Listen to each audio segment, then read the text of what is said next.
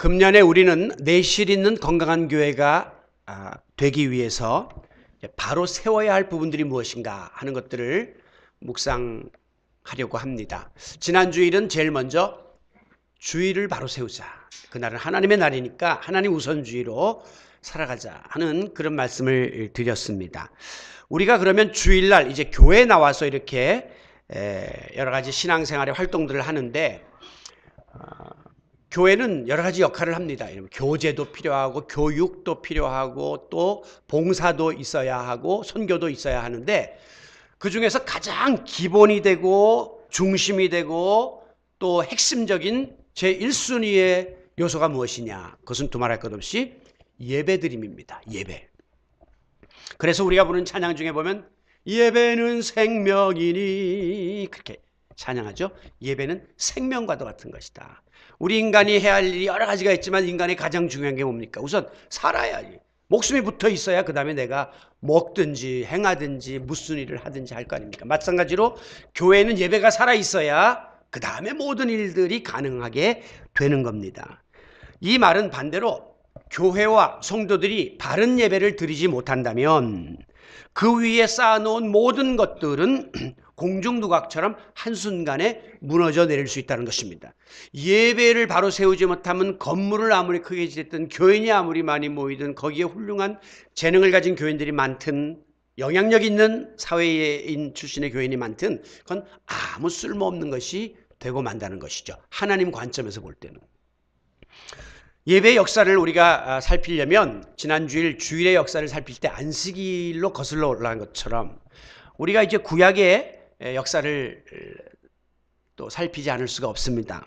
출애굽기 8장에 보면 모세가 이스라엘 백성을 출애굽시키려고 애굽 왕 바로에게 가서 담판을 벌이는 장면이 나옵니다. 근데 될 수 있으면 이걸 안 내보려고 계속 바로가 이제 뻗팅기니까 이제 하나님께서 여러 가지 기적을 이제 통해서 바로로 하여금 두 손을 들게 만드시는데 그 과정 속에서 바로가 모세에게 이런 제안을 합니다. 그러면 너희가 우리 애굽 땅에 그냥 그대로 이렇게 살아도 너희들이 원하는 하나님께 제사를 드릴 수 있도록 해줄게. 종교의 자유를 줄게. 그러니까 그냥 여기에 머물러 살아라. 이렇게 회유를 합니다. 그때 모세가 뭐라고 답을 하냐면 우리는 하나님께 예배드리기 위해서는 이 이방 땅에서는 절대 하나님 앞에 온전한 예배를 드릴 수 없기 때문에 출애굽을 해야 하고 하나님이 약속하신 가나안 땅으로 가야 한다라고 강력하게 주장을 하게 되는 거예요. 다시 말하면 출애굽의 목적 중에 하나가 이스라엘 백성이 하나님께 자유롭게 예배드리기 위한 신앙적 목적이 있었다고 하는 것을 보여주는 말씀이죠.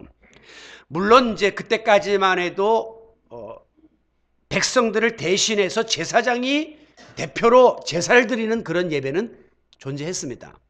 그러나 우리처럼 이렇게 온 회중이 한 자리에 모여서 함께 집단적으로 예배하는 일은 바로 이 출애굽 사건 이후부터 비로소 이스라엘 백성들이 광야에서 함께 다 모여서 하나님을 예배하는 이런 일들이 있었던 거죠. 그때는 뭐 어디 성전 이런 데 없으니까 들어가서 제사장이 대표로 하는 게 아니라 모든 회중에 모여서 이제 예배를 드리는 이런 시스템으로 가게 된 겁니다. 구약시대 예배 특징이라고 하는 것은 우리에게 엄청난 은혜를 허락해 주신 창조주 하나님께 피조물인 인간이 반응하고 응답하는 행위를 예배라고 생각했습니다. 그렇기 때문에 구약시대에는 예배를 통해서 지금 우리처럼 뭐 축복 주세요, 뭐 번영을 주세요 이런 것보다는 그냥 무조건 하나님이 영광 받으시면 그만이었어요. 그러니까 구약시대의 예배의 중심에는 하나님이 계셨다는 겁니다. 이게 예배 원조예요. 나중에 제가 말씀드리겠지만 오늘날은 예배의 중심에 하나님보다 사람 또 예배를 통해서 하나님을 영광스럽게 하는 것보다는 내 어떤 소원 정치 복을 받는 것 이런 것들이 지금 가미되어 가지고 예배의 성격이 많이 훼손됐다는 것을 이제 말씀드릴 것입니다. 신약시대로 넘어오면 예배가 언제부터 시작됐느냐? 성령 강림의 사건이 사도행전 2장에서 일어난 다음에 이제 제자들이 힘을 얻어가지고 서로 모여서 하나님을 영화롭게 하고 또 복음을 전하는 일들을 하기 시작했는데 그 센터 역할을 한 것이 바로 교회였습니다. 그래서 초대교회가 대부분 초대교회는 누구누구의 집에서 가정교회로 이제 시작을 했는데 거기서부터 이제 예배가 정착되기 시작한 것입니다. 그런데 오늘 본문 19절에 보면 안식 후 첫날 저녁 때에, 안식 후 첫날 지난주에 배웠죠? 주일, 오늘이 주일날 어떤 일이 있었냐? 제자들이 함께 한 곳에 모였습니다. 자, 모였습니다. 그런데 그 앞에 보면 유대인들을 두려워해서 문을 잠갔다. 그때까지만 해도 이제 제자들이 그 유대인들의 공격에 대해서 두려움을 가지고 있었어요. 그런데 그들이 모여서 무슨 일을 했을까요? 얼른 생각하면 이제 우리가 향후 제자들이 어떻게 사후 대책을 논의할 것인가, 이런 거에 대해서 이야기했을 수 있습니다. 하지만 저는 바로 이 본문 앞에 나오는 마리아가 예수님의 부활을 목격했던 그 사건에 주목하는 거예요. 바로 이들이 모이기 전에 어떤 일이 있었냐면 마리아가 예수님 시신에 향유를 바르러 갔다가 부활 그 무덤에 문이 열려 있고 예수님이 세마포만 있는 걸 보고 깜짝 놀래가지고, 그래서 예수님 부활하신 주님을 만나죠. 그리고 나서 제일 먼저 달려갔습니다. 누구에게? 베드로에게 달려갔습니다. 베드로 사도님, 예수님 시신이 없어졌어요. 예수님이 부활하셨어요 라고 외칩니다. 그러니까 베드로와 성경에 보면 또 다른 제자, 누군지 몰라도 두 사람이 그냥 다시 가봤습니다. 그랬더니 정말 예수님이 부활하신 사건을 목도한 거예요. 지금 베드로의 그 심정은 지금 극도로 흥분되어 있는, 야, 정말 예수님이 부활을 언급하시더니만 진짜 부활하셨구나, 이게 무덤에 시신이 없어지고 세마포만 남아있다니 하면서 흥분된 모습으로 제자들에게 와서 이야기를 했겠죠. 물론 그 성경에 보면 가로 열고 그러나 그때까지 부활을 확신하지는 못하고 반신반의했다, 그렇게 기록하고 있어요. 그러니까 이 모임은 어떤 의미에서 예수님 부활했다, 다시 모여봐, 이제 우리가 부활하신 주님을 만날 날이 올 것이야. 그러니까 우리가 어떻게 준비해야 될 것인가, 그리고 그 사실을 예고하신 예수님의 이름을 찬양하고 하나님께 영광을 돌리는 일종의 예배 모임이었다고 보는 것이 가능하다는 것이죠. 그래서 저는 이 모임을 통해서 예배의 그 성격을 찾아보려고 하는 것입니다. 자, 예배의 근본 정신이 뭐냐? 예배의 근본 정신은 그러므로 부활하신 예수님을 찬양하고 그분께 경배하는 것, 그리고 예수님의 부활을 가능케 하신 하나님께 감사하고 영광을 돌리는 것, 이게 사실은 초대교회 예배의 정신이었어요. 예배를 히브리 말로는 샤하라고 하는데요, 그 말의 뜻은 하나님 앞에 엎드리는 거다 그랬어요. 그러니까 무조건 하나님께 경배하고 하나님께 영광 돌리는 것이 예배 맞습니다. 그런데 이제 그 다음에 헬라 말에서는 예배를 라투리오라고 하는데요, 그 말의 뜻은 무엇이냐면 예수님이 핏값을 지불하시고 죄에서 우리를 구원해 주신 하나님을 온전히 섬기고 그리고 그분의 뜻을 따라 봉사하는 행위를 예배라고 합니다. 그래서 예배는 신약 시대로 와서는 서비스라고 우리가 불러요. 하나님을 섬기고 하나님의 일에 전념하는 이런 일을 바로 예배라고 볼 수 있습니다. 그러므로 예배는 굉장히 기쁨과 감사가 넘치는 축제적인 예배예요. 왜냐하면 부활의 기쁨을 우리가 지금 만끽하는 거니까요. 그리고 그로 인해서 감사와 찬양이 넘치는 예배가 되어야 합니다. 즉 역동적인 생동하는 예배가 필요해요. 또한 하나님의 은혜로 구원받은 성도들이 이 구속의 은총에 감사 감격하여 자기 몸과 마음과 뜻과 정성을 묶어서 하나님께 영광 돌리고 하나님의 사랑에 응답하고 하나님의 뜻대로 살겠다고 섬기겠다고 그렇게 다짐하는 하나님과의 만남의 시간이 바로 예배입니다. 그러므로 예배에는 두 가지 요소가 같이 들어가야 돼요. 예배는 거룩하신 하나님을 만나는 거룩함과 경건함이 있어야 해요. 이거는 가톨릭 교회가 참 잘하죠. 그리고 우리 개신교 중에도 아주 전통적인 교회들은 예배는 거룩과 경건 속에서 드려집니다. 그러나 동시에 예배의 성격상 예배는 굉장히 역동적이고 생동하는 그런 모습이 함께 어우러져야 합니다. 그런데 어떤 교회는 또 완전히 예배를 그쪽으로만 몰고 가가지고 예배 시간에 뭐 일어나서 막 뛰고 뭐 소리를 지르고 이런 행위들을 또 많이 하죠. 그것만 치우치는 것도 옳지 않아요. 그러니까 예배 균형, 우리 교회가 건강한 교회가 되려면 이런 경건미와 또한 이런 거룩성이 당연히 기초가 되고 또 그 가운데서도 역동성과 생동감이 있는 예배를 우리 교회가 드릴 수 있기를 바랍니다. 여러분, 예배의 궁극적인 목적은 뭡니까? 살아계신 하나님 만나 배웠고 그분에게 영광을 돌리기 위함입니다. 우리가 이런 예배를 드리면 하나님은 주의 백성들이 모여서 신령과 진정으로 드리는 예배를 기뻐 받으십니다. 하나님이 기뻐 예배를 받으시면 그 다음에는 하나님이 예비하신 거룩한 선물, 종합 선물 세트가 우리에게 주어집니다. 어린 시절에 그 먹을 게 별로 없던 시절에 종합 선물 세트는 정말 환상이었습니다. 예? 거기 보면 초콜릿도 있고 껌도 있고 사탕도 있고 과자도 있고 크래커도 있고 다 뜯으면 막 그것이 가슴 설레는 축복의 상징이었죠.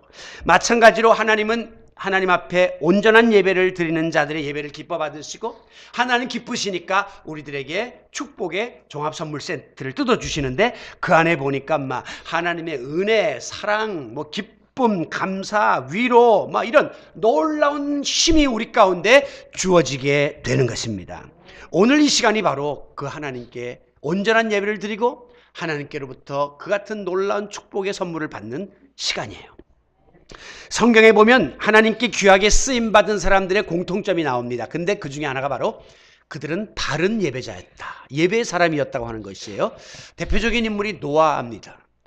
이 창세기 8장 20절에 보면 노아가 여호와께 제단을 쌓고 제물을 취하여 번제로 제단에 드렸더니 여호와께서 그 향기를 받으시고 응답했다. 제단, 제물, 번제 이게 다 오늘로 말하면 예배의 요소예요. 그랬더니 하나님이 그걸 받으시고 향기롭게 받으시고 그 다음에는 응답을 해주신 것이죠. 어떤 응답을 받았느냐? 사실 이 말씀은 노아의 홍수 이후에 주어진 말씀이에요. 그러나 우리가 노아가 이게 갑자기 이런 자세를 갖춘 게 아니라 늘 이런 예배의 삶을 살았던 사람이에요. 그렇기 때문에 노아가 받았던 첫 번째 축복은 홍수 가운데에 보존을 받게 됐죠. 노아와 그 식구들만 하나님께서 생명을 건져주시는 축복의 주인공이 된 겁니다. 또한 하나님께서 응답하셨다고 하는 이 말씀의 내용 중에는 하나님이 이제 내가 다시는 사람으로 인하여 땅을 저주하지 않겠다. 이 물심판은 하나님의 저주인데 내가 하지 않겠다. 이렇게 약속을 해주시는 응답을 받게 되었던 것입니다. 우리가 지난 금요일 날 믿음의 조상 그리고 복의 근원인 아브라함에 대해서 묵상했는데요. 아브라함도 갈대아 우르를 떠나서 하나님이 지시할 땅으로 가라 하니까 믿음으로 갔거든요. 가는 여정 속에서 수없이 많은 고비를 맞이했는데 아브라함의 특징이 뭐냐면 가는 곳마다 그곳에서 하나님께 제단을 쌓았다. 어디든지 가면 제단을 쌓는 거예요. 이것이 굉장히 중요한 거죠. 우리 그리스도인들이 어떤 집을 방문하거나 사업체를 방문하면 제일 먼저 가서 기도를 하죠. 그 사업체를 위해서 하나님의 축복이 함께하기를. 이런 것이 일종의 아브라함에게서 배운 것이라고 보면 돼요. 어디를 가든지 누구를 만나든지 기도로 하나님 앞에 모든 것들을 먼저 드리는 그런 자세가 중요한 것입니다. 이와 같이 우리가 예배에 성공하면 그것은 곧 우리의 인생이 성공되고 신앙이 성공되는 자리로 나아가게 됩니다. 그래서 예배의 성공은 곧 삶과 신앙의 성공으로 직결이 됩니다. 왜? 예배 잘 드리면 하나님이 우리에게 영적, 육적 에너지를 공급해 주시기 때문에 우리의 삶이 풍요로워질 수밖에 없어요. 그래서 영혼이 잘 되고 범사가 잘 되고 강건한 복이 임하게 되는 것입니다. 여러분, 지금 우리는 정해진 시간에 정해진 장소에 모여서 인간의 언어로 그리고 또한 이 예배를 드리고 있습니다. 하지만 여기는 우리만 모여있는 자리가 아니에요. 이것이 세상 모임과 교회에서 드리는 예배의 차이입니다. 세상 모임도 약속 시간에 같은 장소에서 어떤 목적을 가지고 모이잖아요. 우리가 사실 그런 거거든요. 그렇지만 이것이 세상 모임과 차별화된 것은 지금 이 순간 내 안에 우리 가운데 하나님의 영 성령이 운행하고 있음을 믿으시기 바랍니다. 성령께서 이 시간에도 말씀 중에 찬양 중에 기도 중에 임재하시고 우리의 심령을 터치하시고 지금 변화시켜 주시는 역사를 진행하고 있다는 것이죠. 어떻게 할 수 있느냐? 오늘 본문 22절에 보시면 부활하신 예수님이 함께 모여 하나님을 영화롭게 하고 감사하는 예배를 드리는 제자들에게 나타나셨습니다. 그리고 예수님께서 숨을 내쉬면서 뭐라고 말했냐면 성령을 받으라. Receive the Holy Spirit 그랬어요. 왜 숨을 내셨을까요? 이 성령이라는 것이 구약 성경 창세기 보면 생기의 생기, 푸뉴마 바람이라는 뜻이에요. 루하 이건 뭐냐면 공기라는 거예요. 그러니까 예수님이 한 거는 하나님의 영을 우리에게 불어넣어 주시면서 성령 받으라. 이렇게 말씀을 하신 것이죠. 여러분, 성령 강림의 사건은 언제 나타났습니까? 제자들이 이 말씀을 붙잡고 이제 열심히 예수님이 승천하신 다음에 모여서 성령 받기를 기도했잖아요. 그런데 예수님이 부활하신 날부터 50일째 되던 날, 그게 오순절인데 15개라 그래서 오순절날 성령을 받게 됩니다. 오순절은 언제냐? 6월절로부터 7째 안식일이 지난 바로 다음 날이기 때문에 그날은 바로 주일이었어요. 안식 후 첫날 성령이 임한 거예요. 이것은 굉장히 중요한 의미를 부여하고 있는 것입니다. 그때 제자들이 어디에 모였어요? 마가의 다락방에 모였다. 교회를 예표하는 거예요. 모여서 뭐 했어요? 마음을 갖춰 기도했다. 예배를 예표하는 거예요. 그랬더니 뭐가 왔어요? 성령이 임했다. 예배 중에 임하시는 성령의 역사를 보여주고 있는 사건이 바로 그 사건입니다. 우리 모일 때 주 성령이 임하리. 우리 모일 때마다 주의 성령이 함께 하시죠? 주님의 성령 지금 이곳에 임하소서 임하소서. 우리가 모일 때마다 우리의 심령에 우리가 모인 자리에 예배 자리에 하나님의 영이 운행하시고 성령을 통해서 우리가 하나님을 만나 뵈없는 신비한 영적 교통이 충만하시기를 바랍니다. 예수님은 성령을 받으라 하신 다음에 이어지는 23절에서 느닷없이 사죄의 선언을 하십니다. 거기 보면 너희가 누구의 죄든지 사하면 너희의 죄도 사해질 것이고 너희가 누구의 죄든지 그대로 두고 사하지 않으면 너희들도 그 죄 가운데 있을 것이다. 이 말씀을 하셨어요. 지금 제자들을 만난 이 상황하고 맞지 않는 말씀이 느닷없이 성령 받으라, 세임 얻어서 맡겨진 일 감당하라, 이거는 알겠는데 갑자기 왜 죄사함의 선언을 하시는가? 이유가 있었습니다. 여러분, 그때까지만 해도 수제자는 베드로였어요. 근데 베드로가 무슨 짓을 했습니까? 예수님 3번이나 모른다고 부인하면서 베드로의 위신은 땅에 추락했습니다. 그때 이후로 제자들은 베드로를 수제자로 인정하려고 들지 않았어요. 당신은 우리를 지도할 만한 자격이 없어. 당신 예수님 3번이나 부인했는데 네가 어떻게 수제자야라고 베드로를 원망하는 마음들이 있었습니다. 그런가 하면 얼마 전까지만 해도 자기들과 함께 3년간 동고동락하던 한 인물 가룟 유다는 자기 스승을 은 30냥에 팔아먹었잖아요. 저런 나쁜 놈, 저런 배신자 하면서 가룟 유다에 대한 적개심이 있었습니다. 그런가 하면 자기들 마음속에는 우리가 누구한테 돌을 던지냐? 우리도 다 그때 뻘거벗고 도망갔잖아 라고 하는 자책감, 죄의식이 가득 차 있었거든요. 예수님은 바로 서로를 향한 정죄의식이 있고 자기 자신에 대한 죄의식이 가득 차 있는 제자들에게 이 죄의 문제를 먼저 풀어주시기를 원했던 거예요. 그래서 너희가 서로 잘못된 거 있으면 사해라, 풀어라, 그리고 다 용서해라, 이렇게 말씀하는 겁니다. 이 말씀의 의미 속에는 너희 죄는 나에게 회개하면 내가 그 죄를 용서해 주겠다라고 말씀하셨던 것이죠. 여러분, 우리가 예배드리는 이 순간만은 일주일 동안 지내오던 중에 우리의 마음은 지금 가장 깨끗하고 정결합니다. 이 시간에도 불꽃 같은 눈으로 우리의 중심을 살피신 하나님 앞에 우리는 감출 것이 없습니다. 사람 앞에는 내놓지 못할 것들도 오늘 다 주님 앞에 내어놓고, 그리고 하나님과의 관계 속에서 여러분들이 막힌 담을 헐어야 하나님의 임재, 성령의 임재를 경험하는 것이 바로 이 예배의 시간이에요. 또 특별히 다른 사람하고 좀 관계가 어긋나고 좀 불편함이 있었습니까?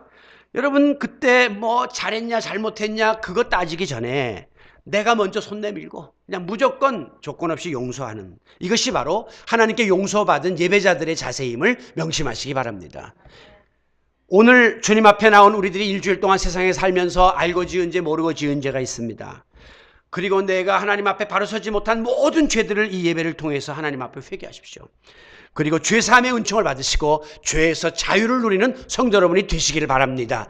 우리가 항상 교회에 예배하러 올 때와 나갈 때 마음이 달라지는 것은 예배드리러 오기 전까지만 해도 여러 가지 세상 일에 찌들려 있고 또 내가 잘못한 죄의식 때문에 마음이 무겁고 또 이것 때문에 내가 구실을 할 수 있겠나라고 하는 불안감 속에 우리가 교회 오거든요. 그러나 이 예배를 통해서 우리가 하나님이 주시는 그런 죄사함의 선언을 받고 또다시 용기를 얻고 소망을 가지고 힘있게 세상을 향하여 나아갈 수가 있게 되는 거죠. 주님이 주시는 평안과 위로가 여러분의 마음에 있는 불안을 제거하고 그 자리에 자리 잡는 귀한 역사가 이 예배를 통해서 일어나기를 원합니다.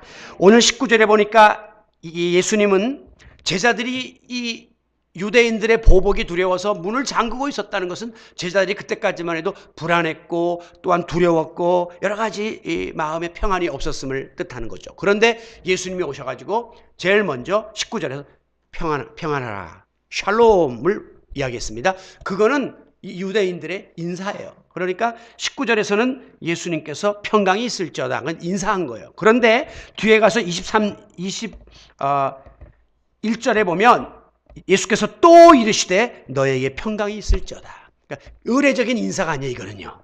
내가 너희한테 평강을 주고 싶다. 지금 두렵지? 지금 불안하지? 지금 여러 가지 미래에 대해서 어렵지? 그런데 죄사함 받고 성령 충만 받으면 마음의 평안이 주어질 것이다 하는 사실을 우리 주님이 밝혀주신 것입니다. 그럼에도 불구하고 이게 갑자기 돌아가신 예수님이 우리 앞에 있다는 사실이 못 믿어서 어쩔 줄 몰라 하는 제자들에게 20절에 보니까 못자국 난 손자국 보여줘봐라, 만져봐라, 여기 옆구리 창자국 봐라, 내가 부활했다라고 하는 사실을 확신시켜 줄 때에 그 의심 가운데 빠져있던 제자들이 함께 기뻐했다.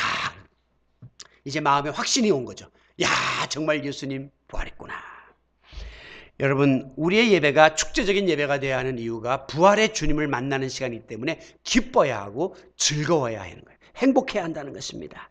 여러분, 오늘도 우리가 예배를 드리면서 과거나 지금이나 동일하게 살아 역사하시는 예수 그리스도를 만나게 되고 그분과의 영적 교통을 통해서 불안하고 고달팠던 인생살이가 청산되고 기쁘고 평안한 마음과 주님 주시는 자유함이 우리 가운데 임할 수 있기를 바랍니다. 그래서 우리가 부르는 찬양에 주께와 엎드려 예배드립니다. 주 계신 곳엔 기쁨 가득, 평안 가득, 소망 가득, 위로 가득, 가득이라는 것은 꽉 채워진 다음에 또 리필, 또 더 채워지는 거예요. 부족하면 또 채워지는 거예요. 우리 커피 마시고 나서 리필 플리즈, 리필 다시 채워주세요. 그럼 또 채워주는. 오늘도 주님 앞에 나와서 예배드림이 기쁨이 되고 평안이 되고 위로가 되고 소망이 되는 주님의 영적 재충전을 받는 성도 여러분들이 되시기를 바랍니다. 오늘 예배에 대해서 제가 말씀드리면서 조금 더 이제 첨가할 것은, 그렇다면 성령의 임재와 주님의 용서와 또 하나님이 주시는 이 위로와 평안과 기쁨을 만끽한 이 제대로 된 산제사를 우리가 드려야 할 텐데, 그러려면 어떠한 자세를 가지고 예배를 드려야 할까 하는 것을 조금 더 구체적으로 말씀드리려고 합니다. 여러분, 지금 우리가 똑같은 시간에 똑같은 장소에서 똑같은 순서에 의해서 똑같은 찬송을 부르고 똑같은 말씀을 듣고 있습니다. 그런데 이상하게도 예배가 끝나고 난 다음에 어떤 분은 아이고, 오늘 말씀은 진짜 나한테 주신 말씀이네. 지난 주일날 성수주일에 대한 말씀을 듣고 오늘 그동안 조금 주일 빠지는 분들이 날아오셨네요. 이 말씀은 나한테 주시는 말씀이네 라고 받았기 때문이에요. 그런데 이상하게 또 어떤 분은 오늘 영 목사님 말씀이 은혜가 안 되고 예배가 은혜가 안 돼 그러거든요. 꼭 저 말씀은 나를 돌려다 들이 깐 것 같아 이렇게 이야기하면서 은혜가 안 된다고 뭐 시험 들었다 그런 말씀을 하시거든요. 왜 그렇습니까? 하나님이 잘못된 겁니까? 우리가 드리는 예배가 잘못된 겁니까? 아니에요. 이것은 바로 예배자의 마음 자세가 삐뚤어져 있기 때문에, 이 마음 틀이 삐뚤어지면 거기서 나오는 모든 형체는 다 삐뚤어진 게 나오게 돼 있어요. 틀이 삐뚤어져 있으면 삐뚤어진 말, 삐뚤어진 생각, 삐뚤어진 행동이 나오는 거예요. 그러니까 하나님 앞에 우리가 바른 예배자의 자세를 갖추는 일이 중요한 것입니다. 이사야 1장 13절에 보면 하나님이 말씀하시기를 헛된 재물을 다시 가져오지 말라 그랬어요. 자, 여러분, 제사 드릴 때 이스라엘 사람들이 재물을 갖고 왔는데, 그 다음 거 빨리 보여주세요. 헛된 재물, 요거 갖고 오지 말라 그랬어요. 헛된 재물 필요 없다는 거예요. 그 다음에 뭐라고 했습니까?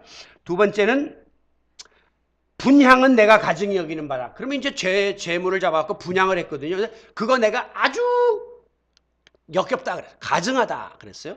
그 다음에 이제 여기 보면 월삭과 안식일, 또 대회로 모이는 것, 이렇게 모여서 예배 드리는 것, 그것도 똑같아. 그러면서 마지막에 무서운 말씀을 하시는데, 성회와 아울러 악을 행하는 것을 내가 견디지 못하겠다 그랬어요. 성회는 우리가 이렇게 나와서 예배 드리는 걸 말하는데, 예배 드리는 걸 빙자해서 더불어 동시에 악을 행하는 것을 내가 눈뜨고 못 보겠다 그렇게 말씀합니다. 그러니까 예배가 다 하나님이 기뻐하시는 예배고 또 하나님 마음에 드는 예배가 아니라 하나님이 굉장히 가증스러워하시고 못 견뎌하시는 받으시지 않는 예배가 있다는 사실을 우리들에게 경고하고 있는 것입니다. 예배 모임, 안식일, 분향, 재물 다 싫어. 하나님이 그렇게 말씀하는 것은 지금 우리가 무언가 하나님 앞에 바른 예배자의 자세를 가지고 있지 못함을 보여주고 있는 것이죠. 여러분, 인류 최초의 살인자가 누구냐면 카인입니다. 그래서 우리가 흔히 범죄하는 인간들을 가인의 후예다 그렇게 얘기하는데, 카인이 아담과 하와의 큰아들인데 둘째 동생 아벨을 돌로 쳐서 죽이죠. 최초의 살인자가 됐어요. 그럼 이 살인이 왜 벌어졌느냐? 예배 때문에 살인이 벌어졌습니다. 오늘로 말하면. 다시 말하면 가인과 아벨이 하나님께 제사를 드렸는데 하나님이 동생 아벨의 제사는 기뻐 받으시고 가인의 제사를 거부했어요. 그러니까 가인이 화가 날 거 아닙니까? 왜 내 제사를 안 받아? 하는데 하나님한테는 어떻게 못하니까 눈에 보이는 동생을 그냥 화풀이를 해갖고 쳐 죽인 것이란 말이죠. 그러면 왜 하나님께서 가인의 제사를 안 받았을까? 뭐 여러 가지 이유가 있을 수 있지만 그 중에 하나가 뭐냐면 하나님이 원하는 제물을 사용하지 않았습니다. 하나님은 양의 피로, 짐승의 피로 제사하기를 원하시는데 이 가인은 원래 농사를 짓는 친구이기 때문에 자기가 농사한 그냥 곡물로다가 그냥 한 거예요. 그 말은 번거롭게 어디 가서 양을 사고 양을 잡고 이거 하는 것보다는 집에 있는 거 가져다 그냥 대충 해서 해버린 거예요. 그게 하나님 마음에 어긋났던 것입니다. 이게 다시 말하면 예배의 주인공이 누구냐 하면 예배는 지금 하나님이 주인공이시고 하나님이 영광을 받으시고 하나님이 찬양을 받으셔야 되는데 예배 포커스가 하나님께 가 있어야 되는데 가인이 하나님 기뻐하시는 쪽으로 방향을 맞추지 않고 자기 편한 대로 그냥 방향을 틀었던 거예요. 그래서 쉽게 편하게 그냥 수월하게 예배를 드렸던 것이죠. 에스라 3장 2절에 보면 이스라엘 자손들이 모세의 율법에 기록한 대로 번제를 드렸다 그랬어요. 예배를 드렸는데 제사를 드렸는데 기준이 뭐냐면 율법에 기록된 대로 하나님이 시킨 대로 했다는 거예요. 그래서 보면 아침 번제, 저녁 번제, 매일 정해진 시간대로 항상 드리는 상번제, 초하룻날 드리는 번제, 절기 번제 이걸 다 드린 겁니다. 즉 제사를 받으시는 하나님의 스케줄에 맞춰서 제사를 드립니다.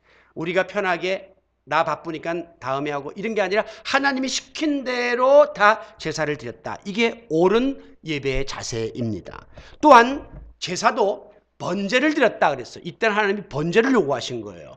번제라는 건 뭐냐면 짐승을 잡아갖고 재물 전체를 다 태워서 하나님 앞에 드리는 제사법이에요. 아이고 번거롭게 뭘 다 태워요. 이런 게 아니라 하나님이 시킨 대로 그대로 했다고 하는 것입니다. 번제는 영적으로 예배자가 나 자신을 다 하나님 앞에 온전히 드려서 헌신하는 예배를 드리는 것을 상징하고 있는 것이죠.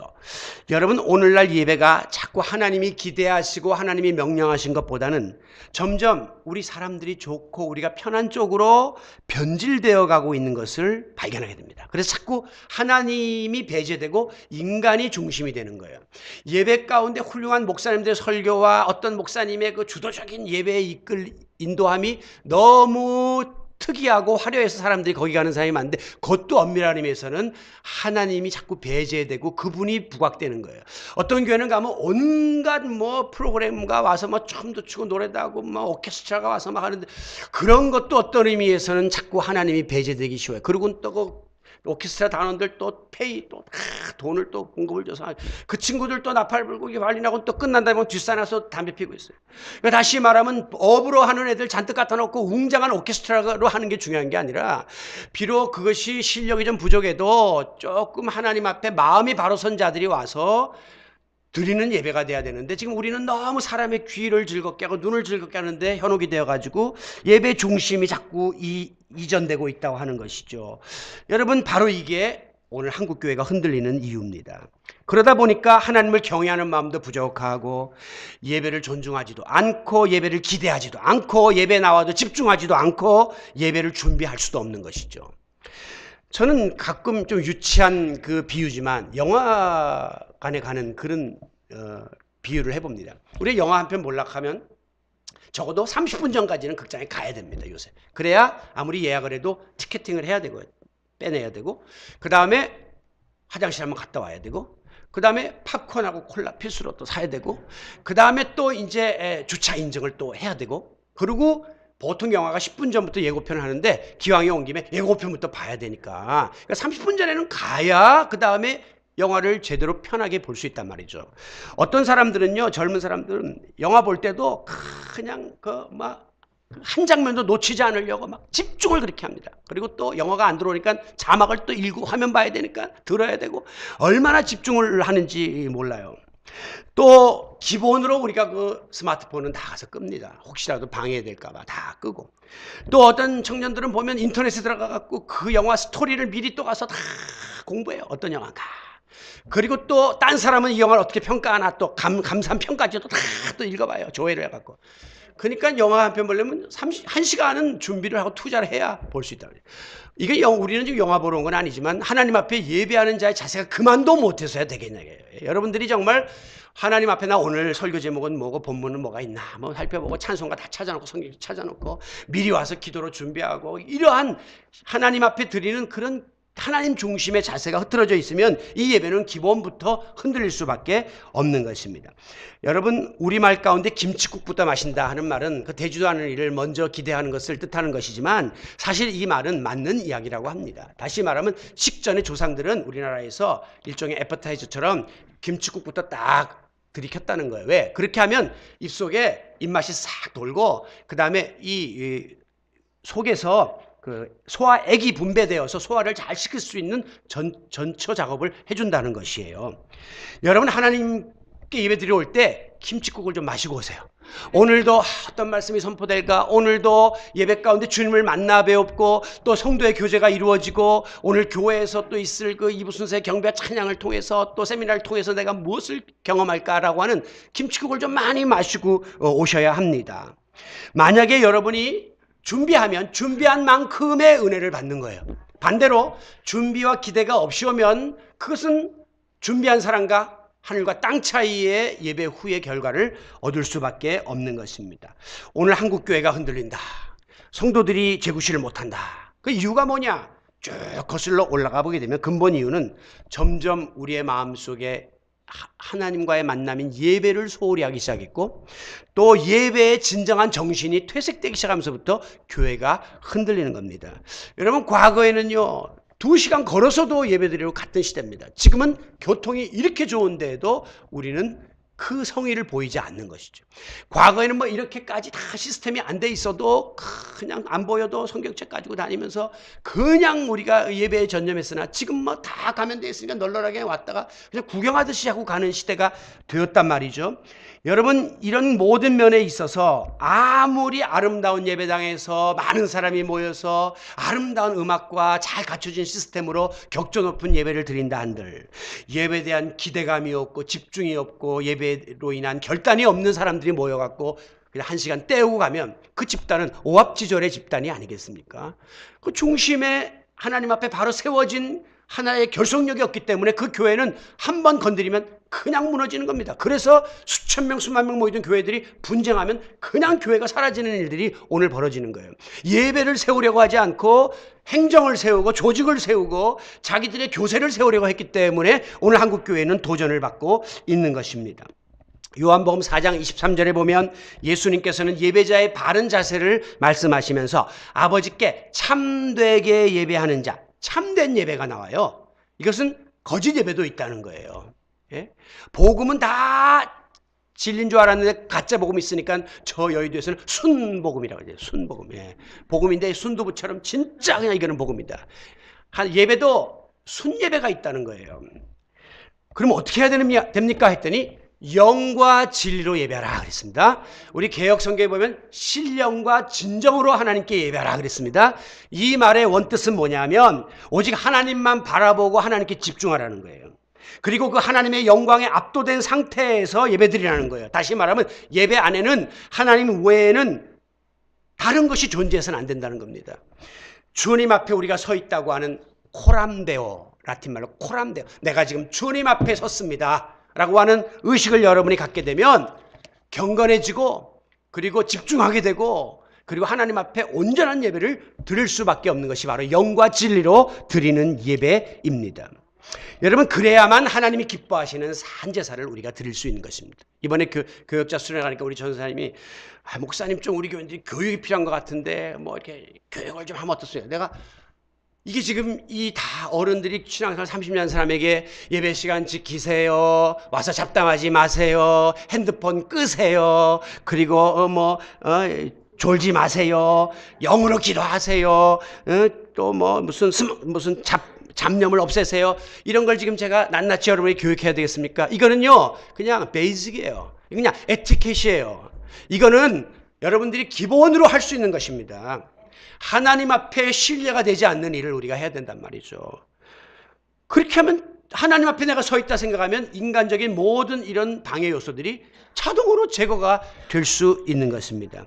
예배 순서는 다 의미가 있고 이게 검증이 되고 그래서 우리가 지금 짜여진 예배를 드리고 있어요.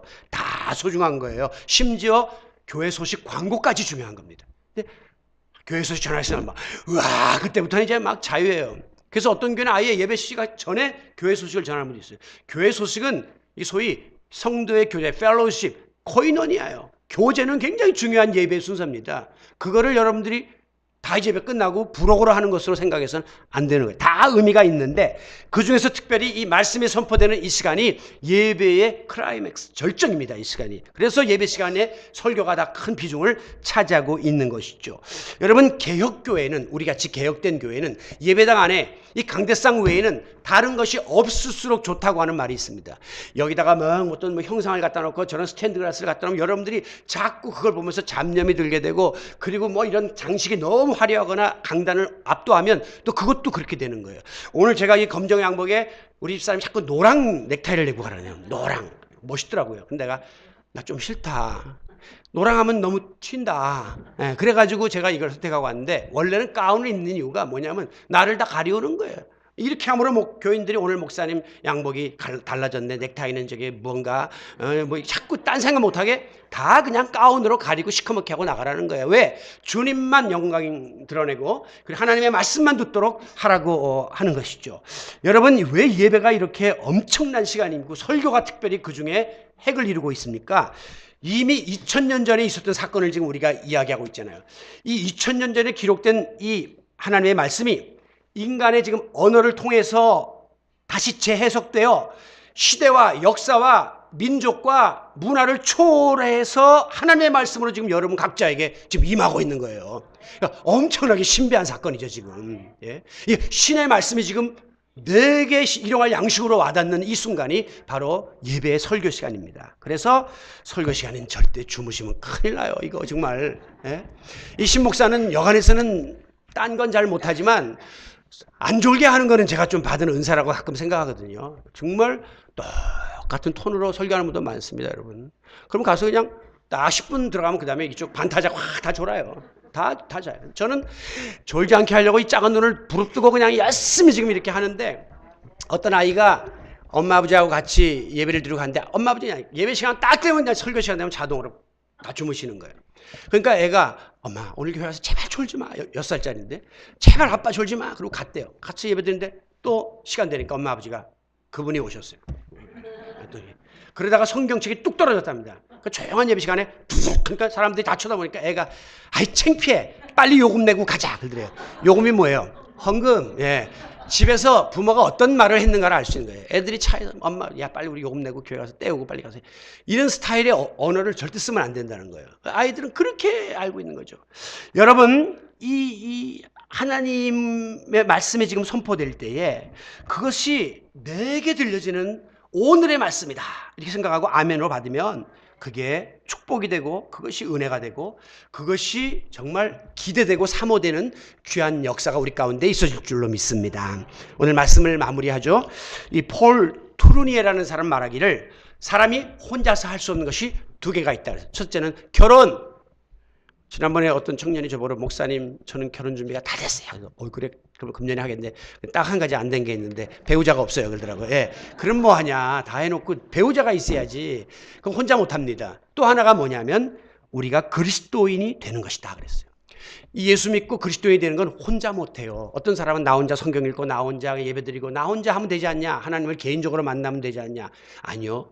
이런 예배 공동체가 필요한 것은, 공동체 생활이 우리에게 필요한 것은 이것을 통해서 훈련되고 하나님이 원하시는 역사가 있기 때문입니다.